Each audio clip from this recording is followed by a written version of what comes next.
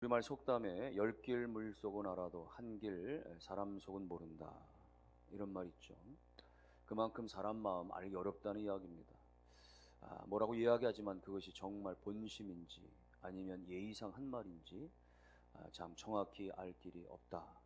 괜찮다라고 말하지만 정말 괜찮은 건지, 이게 좋다는 건지 싫다는 건지 종잡을 수가 없다는 것이고요.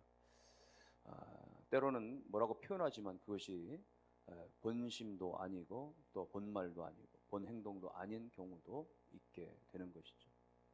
한번 어떤 세미나에서 강사가 쭉 강의하는 사람들, 여러분 가운데 다시 태어나도 지금의 부인과 함께 살기를 희망하시는 분 있습니까? 아무도 대답을 안 하고 침묵을 시키면서 눈치를 살피는데, 어떤 분이 손을 번쩍 들고 저는 다시 태어나도 지금의 부인과 함께 살기 원합니다. 사람들 와, 대단하다. 강사가 대단하십니다 라고 말하면서, 그런데요, 만일에 부인이 난 싫어요 라고 말하면 어쩌겠습니까? 그랬더니 큰 소리로 그러면 감사하지요 라고 얘기했대요. 예.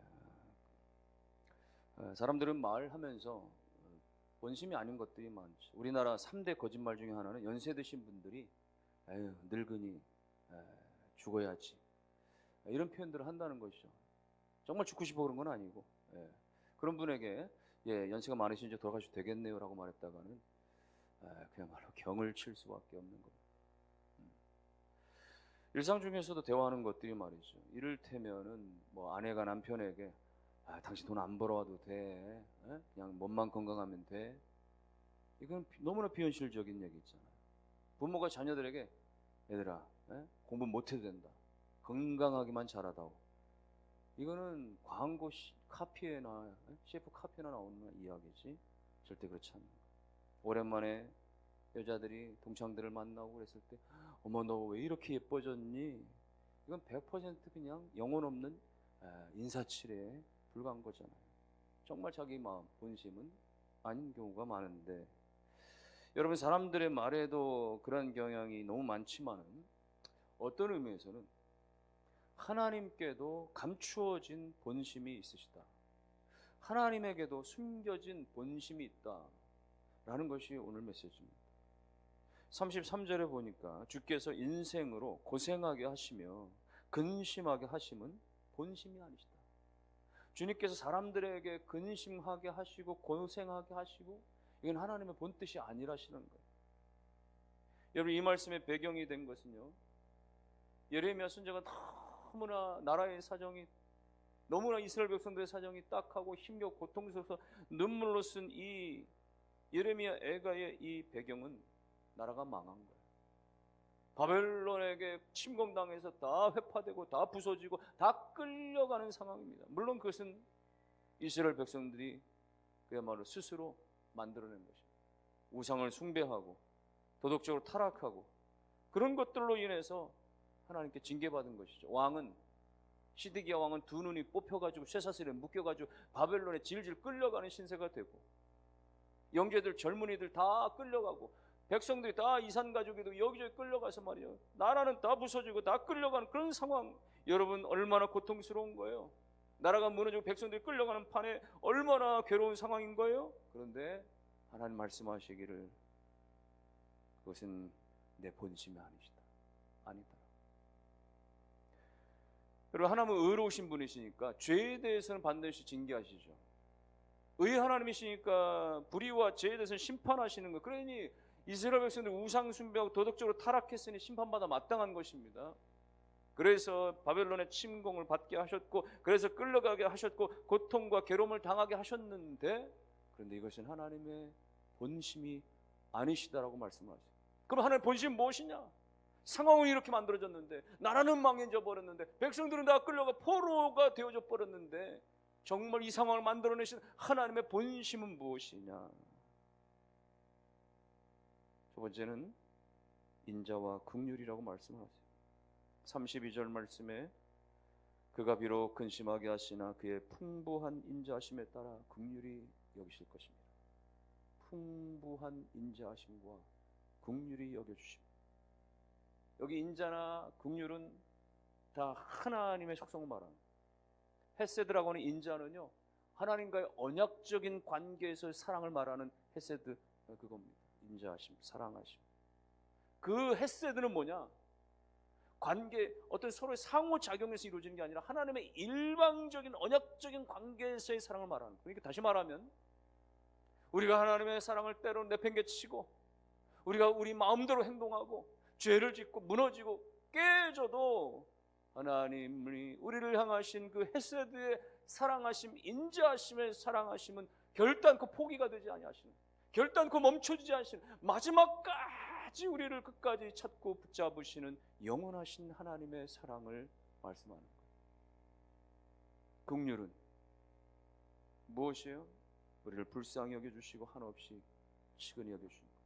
비록 백성들이 포로로 끌려갔지만, 나라가 망했지만, 그러나 하나님이 그 백성을 더 치근히 여기시고 더 불쌍히 여기신다, 이거예요. 여러분, 부모가 자녀들이 삐뚤어지고 잘못했을 때 크게 호통을 치고 크게 나무랄 수 있죠. 요즘은 그럴 수 없지만 예전엔 말이죠, 해초리도 들고 몽둥이도 들고 체벌도 하고. 근데 그게 뭐 너 죽어라 하고 일부러 그러는 것입니까? 아니면 부모가 말 화풀이 하는 것입니까? 부모가 밖에 스트레스 받아가 자녀에게 화풀이 하는 것입니까? 살림이 안 돌아간다고 해서 말이죠, 그렇게 엉뚱하게 자녀들에게 일부러 그러는 것입니까? 아니면 자녀들을 향한 어떤 일방적인 어떤 욕망 때문에 그런 것입니까? 자녀들을 향해서 잘 되기를 바라기 때문에, 바로 세워지기를 바라기 때문에 부모의 마음이 그것이죠. 예전에도 보면 말이죠, 해초리를 드셨던 아버지도 밤에 잠든 그 아이를 말이죠, 종아리를 걷어보고 또 안티프라민 같은 거 이렇게 발라주고 말이죠. 왜 그래요? 본심은 그게 아니었던 거예요.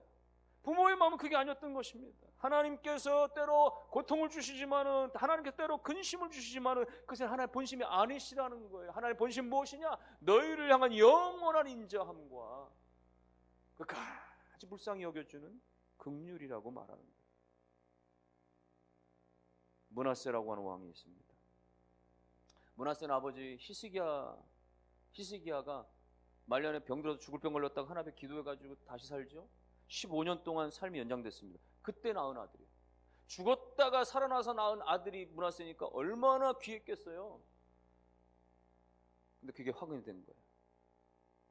이 므낫세 아이를 말씀으로, 신앙으로 제대로 양육을 못하고 그냥 귀해가지고 그냥 그렇게 얼르고 달래고 말이죠. 결국은 그 아이가 삐뚤어집니다. 망나니가 되는 거예요. 12살 때 아버지 돌아가고 왕이 올라요. 그리고 므낫세는 그때로부터 55년간 이스라엘 유다를 다스리는데 전례 없는, 전후 없었던 말이죠, 아주 사악한 왕으로 남아요. 므낫세가 아버지가 다 무너뜨렸던 그 산당들을 다시 짓습니다. 하나님의 성전 앞마당에다 말이죠, 우상 숭배 단지들을 세웁니다.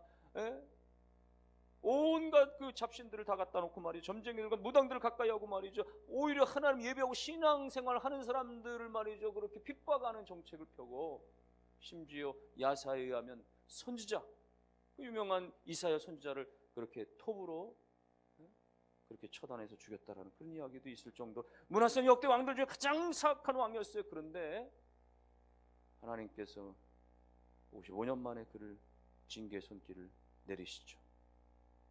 그래서 아수르 군대가 쳐들어와가지고 말이죠, 완전히 므낫세를 포로로 잡아가요. 쇠사슬에 묶어가지고 말이죠, 바벨론으로 끌려가는 그런 상황이 됐는데, 그때 므낫세가 깨달아요. 그때 후회합니다. 그때 하나님께 엎드려요. 하나님의 얼굴을 구하면서 이 환난 가운데서 살려달라고 회개를 해요. 놀랍게도 하나님은요, 그 므낫세의 기도를 들으시고 다시 포로에서 돌아오게 하십니다. 다시 왕위에 앉혀주시고, 그리고 므낫세 입술을 통해서 하나님만이 하나님 되심을 인정하고 선포하도록 만드십니다.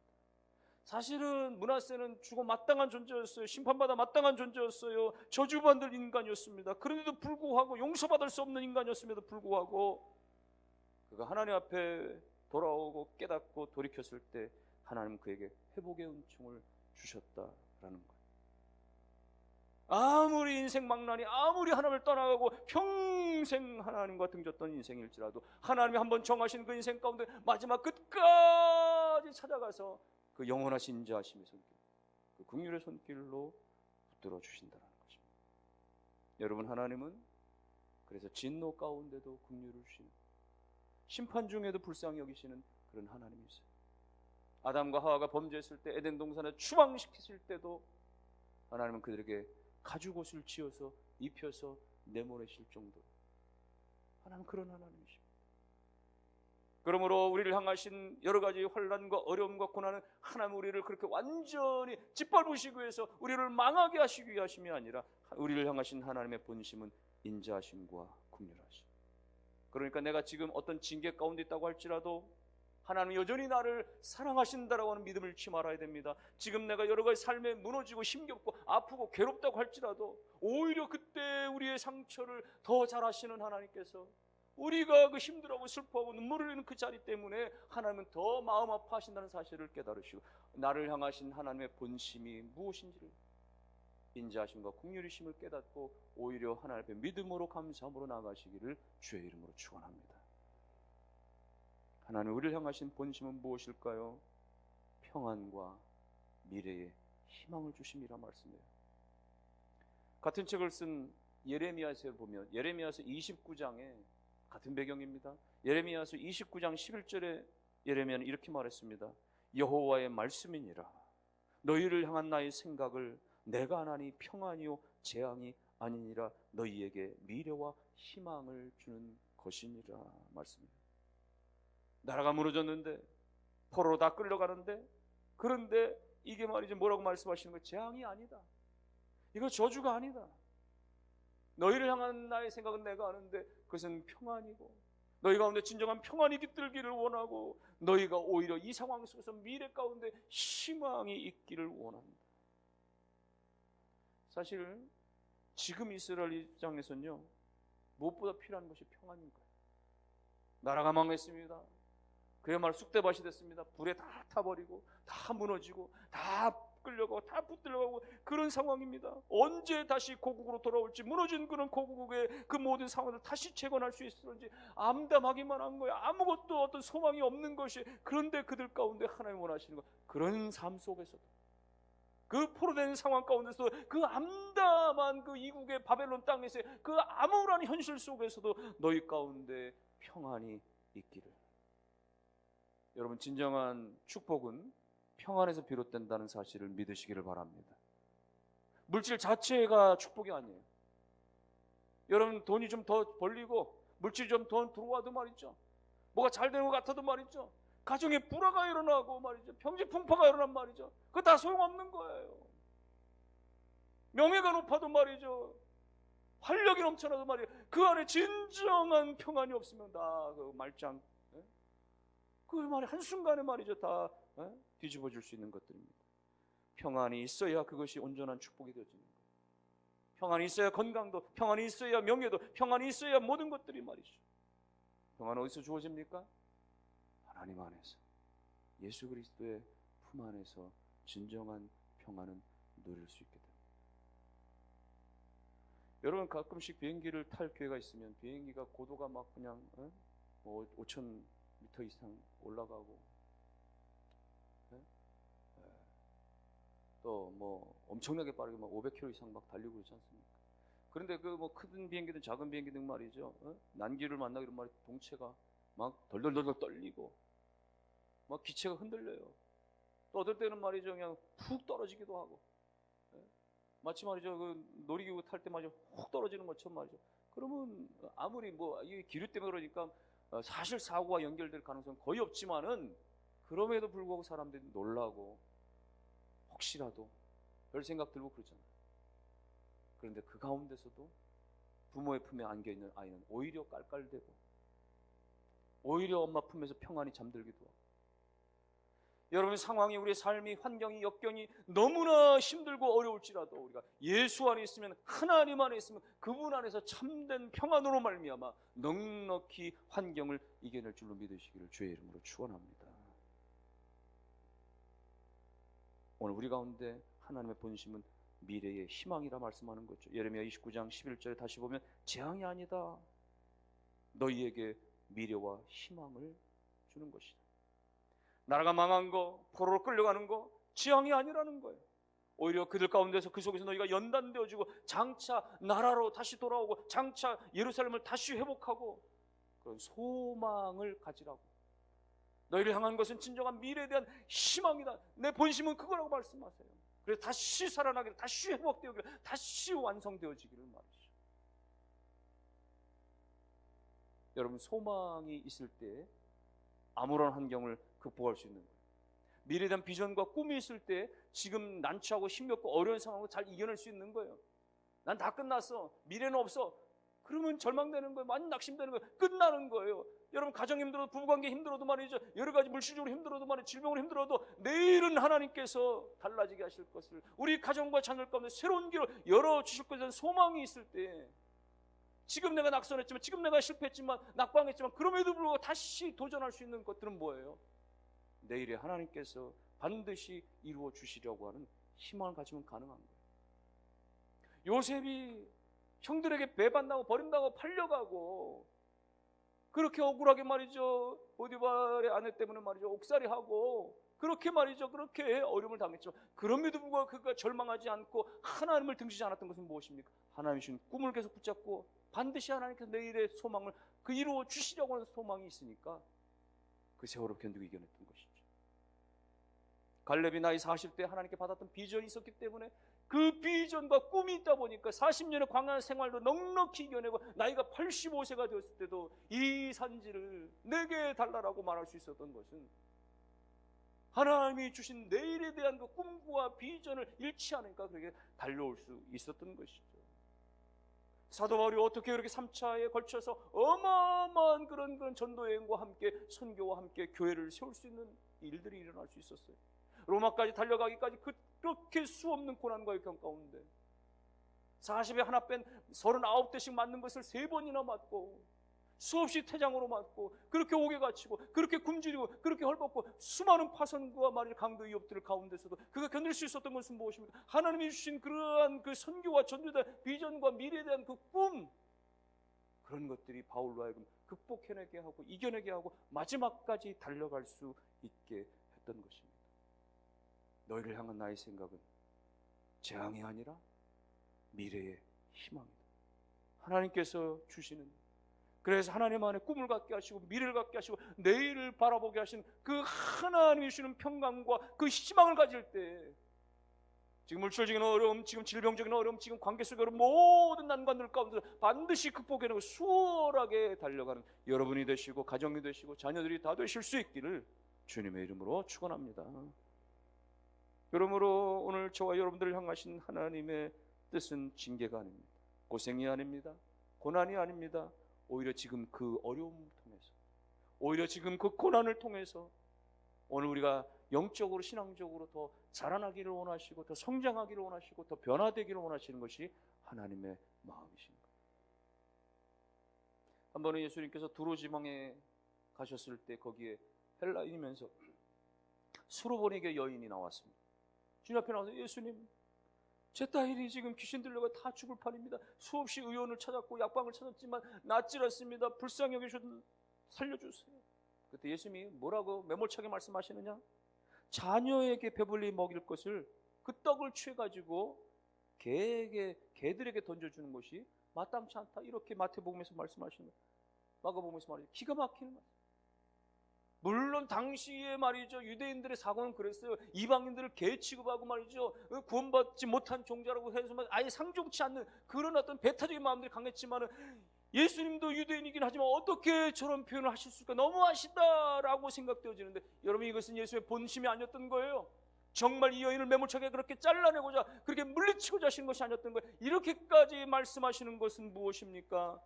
내가 이토록 마음에 상처가 있어도 끝까지 나를 의지하겠네. 자존심이 다 무너진다고 할지라도 고난과 장애물이 있는 가운데서 내가 소원하는 바 그것을 붙잡고 나를 끝까지 의지할 수 있겠느냐라고 하는 그녀를 향하신 주님의 믿음의 시험이었던 것이죠. 주인의 상에서 떨어지는 부스러기만으로도 만족하겠습니다라고 하는 절체절명의 간절한 매달림의 그 여인의 고백을 들으시고 주님께서는 그에게 내 믿음대로 될지어다라고 하는 축복의 말씀을 허락해 주신 것입니다. 여러분, 그러므로 우리가 믿음이 자라나고 터닝하고 성숙하고 변화되고 이러는 과정 중에는요, 때로는 하나님께서 우리를 송두리 잡고 잡아 흔드시고 말이죠, 두드려 채우시는 그런 경우들 많이 보게 되죠. 그냥 화원 속에, 온실 속에 화초처럼 놔뒀다가는 다 망가질 수밖에 없기 때문에 때로는 대장간에 말이죠, 쇳덩어리처럼 그렇게 망치로 두들기고 두들겨져서 강한 철이 되어지도록, 그것은 뭡니까? 얻어맞는 것 같지만 말이죠, 흔들리는 것 같지만 말이죠, 그런데 그 시간들을 통해서 우리가 더 연단돼서 더 강하게 세워 가시는 것입니다.